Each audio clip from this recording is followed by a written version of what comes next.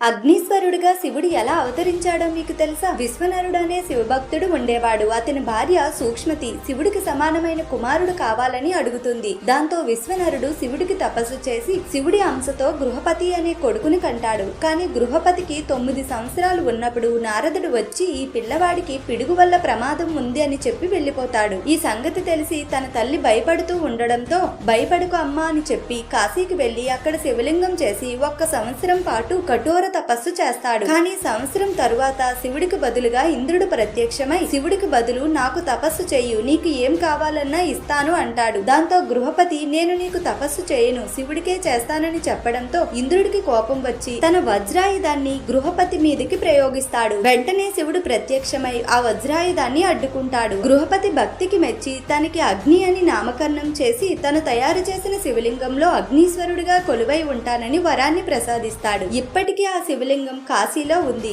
ఓం నమః శివాయ.